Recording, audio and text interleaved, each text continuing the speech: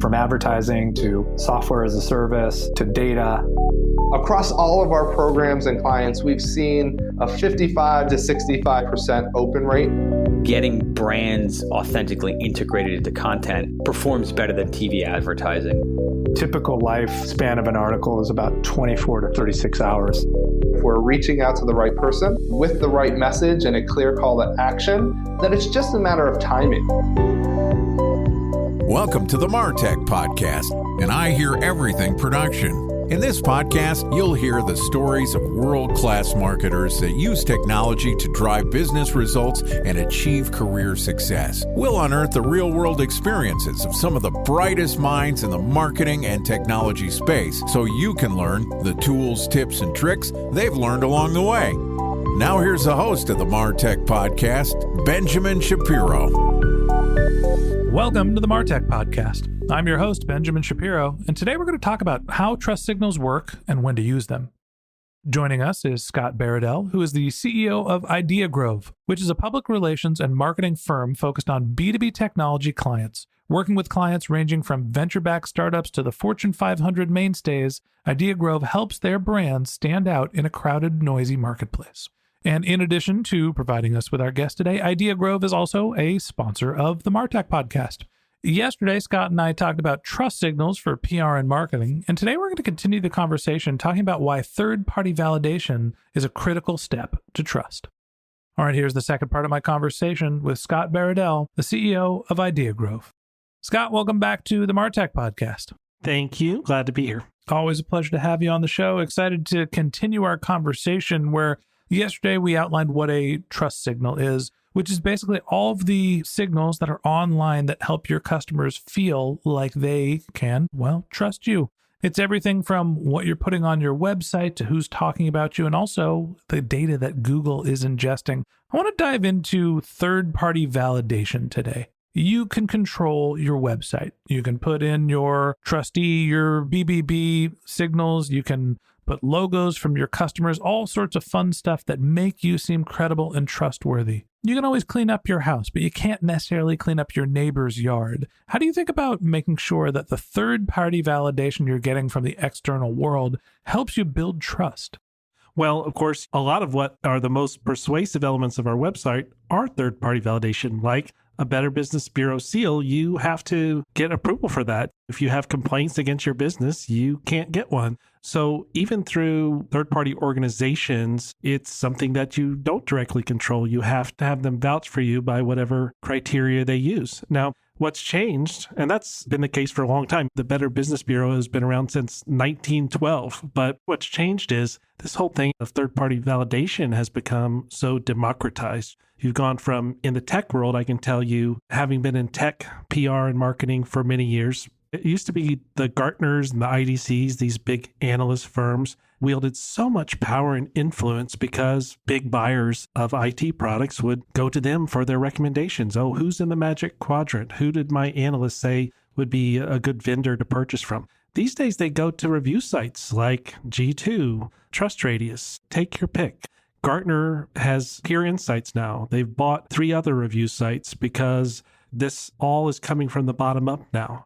The data shows that across the board today, when you're buying something, and this is true whether you're buying just a consumer electronics product or you're buying multi-million-dollar software for your company, we believe in online reviews as much as we believe in recommendations from our family and friends today. So that kind of third-party validation carries enormous influence.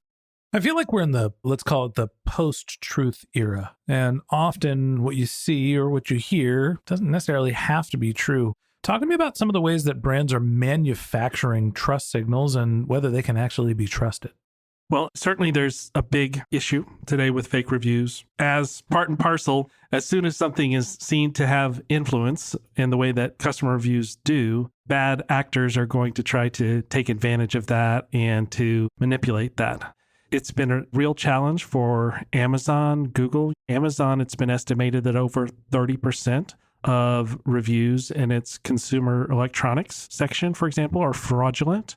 They work very hard to try to vet reviews. Lots of times, I can tell you this as someone who just published a book and asked my friends and colleagues to kindly leave a review. A lot of times they couldn't leave a review, even though it was a legitimate review, because of the screening process that Amazon is using to try to combat this. But it's a difficult challenge for brands and for consumers. The kinds of things that consumers do to try to deal with this issue because they know it's out there.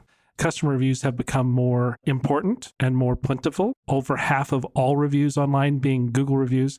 Consumers are looking more skeptically at it, although they don't necessarily know how to evaluate which reviews are to be trusted and which aren't. So they do things like this. It's been shown that if you have a star rating of 4.3 or 4.5, that's going to be more trusted than if you have a star rating of 4.9 or 5. You're more likely to sell with a 4.5 than a 5 because the consumer is more likely to assume that you haven't manipulated those reviews. So this is the world we live in where it can be very difficult and you have to kind of using the methods at your disposal to try to figure out what you can believe and what you shouldn't. A couple of things that I've heard that are interesting about reviews. First off, you mentioned Amazon and their ability to sort reviews or filter who can leave a review. And they don't want your friends and family to leave reviews because you're going to manufacture them from people who didn't organically purchase your product. I've heard that they even go as far as if your friends or family have had the same IP address, meaning that they were in your home, they recognize the IP address of where your account is based, and they'll filter people out on a geographic radius from you. So you can't just have your friends and family buy the actual product and review, even if they are actually purchasing the product. Companies put an incredible amount of effort to try to keep their reviews organic, but there's no getting around that reviews can be manufactured. So great. Now we can say, look, we all know that some of the reviews that are out there are BS. You go onto Yelp, if somebody's got 8,000 reviews for a local Thai restaurant, there are probably a lot of fake reviews happening there, or it's the greatest restaurant that's ever made pad Thai. There's also the idea of your third-party validation isn't just coming from the data, from the check marks, from the stars, from the reviews. We're also seeing third-party validation coming from influencers, coming from other sources. How do you think marketers should think about getting validation from other trusted sources, people that have influence, people that have audiences? I use a model that has kind of helped me and my team and has helped us with clients to kind of look at the bigger picture, especially when they're so focused on, hey, customer review, I need more Google reviews, or I want to be in this media outlet. I call it a continuum of influence. And what I mean by that is on the one end, you can have an individual customer and an individual customer who leaves a review. And if that review seems authentic to the person who encounters it, it speaks to that use case. So it's a similar situation. That person can be greatly influenced by that one individual review by one person who has no influence per se beyond that. But to that person who was influenced to make a purchase based on that review, you can't have more influence than that. Now replicate that by many customers with many use cases. And to speak to the thing of how you get to the authentic reviews, typically it's going beyond the star rating and when you're reading and you're finding things that have enough detail and color that they speak to you. You're not going to be able to buy fake reviews like that. So if it just is just kind of platitudes of how great a place is, that's one thing. But if it gets into those authentic experiences that someone really relates to, that has enormous influence and that's very real. Going up the chain, let's say you are a customer who likes the Thai place, but you also happen to have a pretty good following on social media and you want to just say, I love this Thai place. That's made you more than an individual customer review. You've become a customer ambassador, which is kind of on the path to becoming that micro influencer, then the macro influencer, and then up to the mega influencers and the big media sources. If you think about it, it's a continuum from having a small focused amount of influence all the way up to kind of mass market influence. And getting in front of that bigger audience doesn't always mean you're going to have better results as a brand from that, because sometimes the following is less loyal or less likely to take an action based on what that source of influence advises or recommends. What we've seen the trend in influencer marketing is that the notion of the micro influencer, getting people that have small, authentic followings at scale, tends to be more powerful than working with one giant influencer.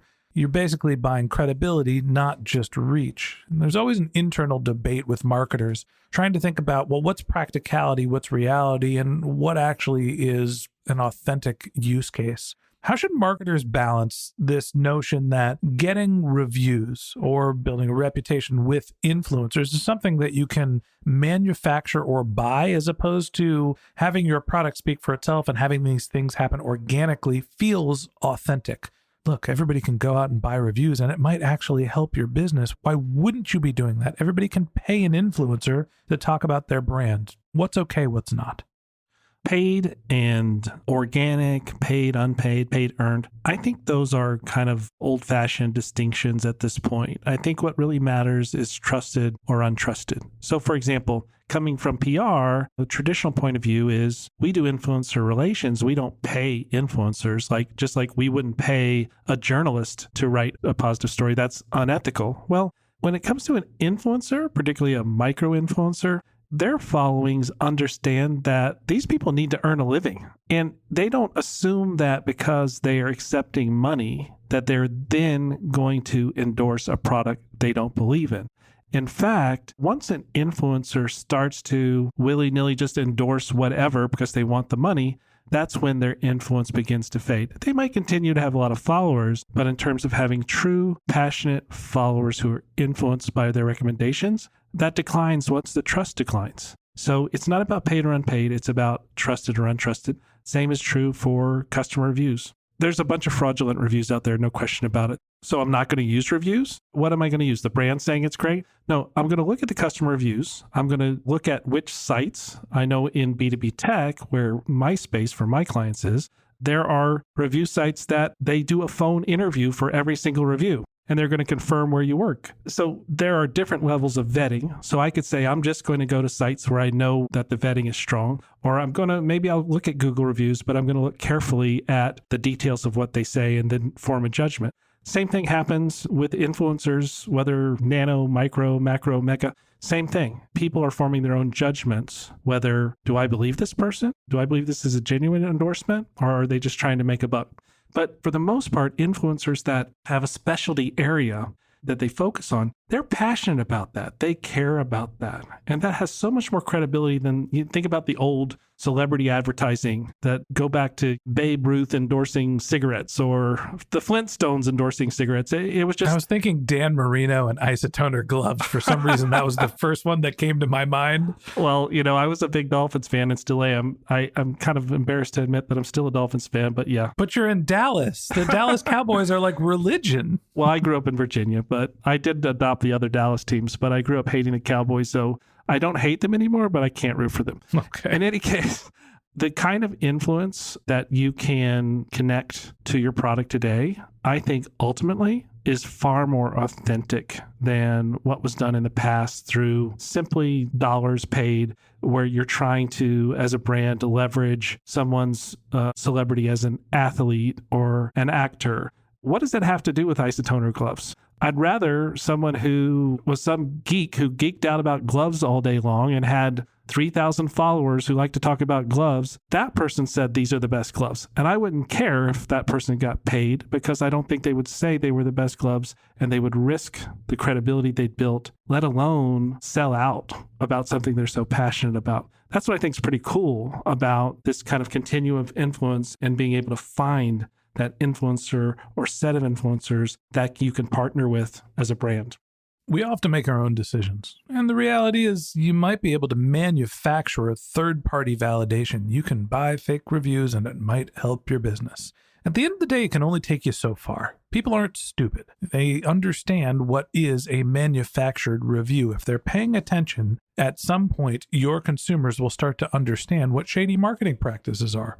The key to third-party validation that actually lasts and grows is authenticity. Yes, you can manufacture it. Yes, you can even fake it. But the reality is that if it's not coming from an authentic source, eventually the duration of that third-party validation, that trust, it goes away. And that wraps up this episode of the Martech Podcast. Thanks for listening to my conversation with Scott Baradell, the CEO of Idea Grove. Join us again tomorrow when Scott and I wrap up our conversation talking about what trust signals Google looks for. If you can't wait until our next episode and you'd like to learn more about Scott, you can find a link to his LinkedIn profile in our show notes. You can contact him on Twitter. His handle is DallasInbound. Or you could visit his company's website, which is ideagrove.com. And you can also purchase a copy of the book Trust Signals by going to book.trustsignals.com. Just one more link in our show notes I'd like to tell you about. If you didn't have a chance to take notes while you were listening to this podcast, head over to martechpod.com, where we have summaries of all of our episodes and contact information for our guests. You can also subscribe to our weekly newsletter, and you can even send us your topic suggestions or your marketing questions, which we'll answer live on our show. Of course, you can always reach out on social media. Our handle is martechpod, MARTECHPOD, on LinkedIn, Twitter, Instagram, and Facebook, or you can contact me directly. My handle is Ben J. Shap, BenJShap. And if you haven't subscribed yet and you want a daily stream of marketing and technology knowledge in your podcast feed, we're going to publish an episode every day this year. So hit the subscribe button in your podcast app and we'll be back in your feed tomorrow morning. All right, that's it for today. But until next time, my advice is to just focus on keeping your customers happy.